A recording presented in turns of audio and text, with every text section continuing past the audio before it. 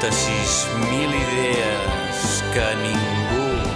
Em va venir al cap el nus, la flor, així clump, i vaig pensar, estaria bé fer un poema en forma de cançoneta i que cada estrofa acabés el nus, la flor.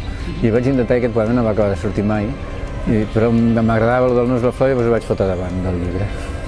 Aquí el que hi ha és una multiplicitat de formes bestial i en canvi jo crec que hi ha una unitat de fons, que és aquest moment meu, o aquest esperit.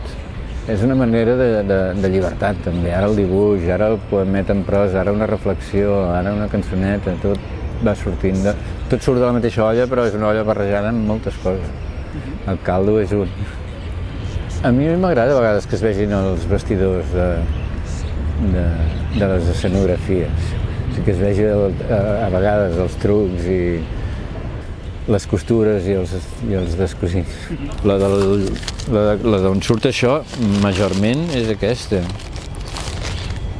Pots veure una obra de teatre supermuntada, que tot funciona com un rellotge, o una que havia vist, me'n recordo fa anys, de Cantor, que és un tio polonès molt bo. El director estava a l'escenari fent indicacions als actors i el tècnic de so, posa el volum, mentre ho feien. I no restava, al contrari, sumava.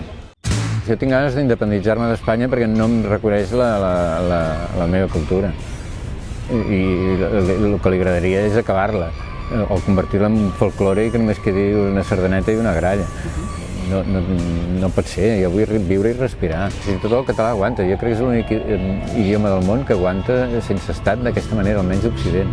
Com diu aquell, si fóssim més sensats ja hauríem fet alguna bogeria.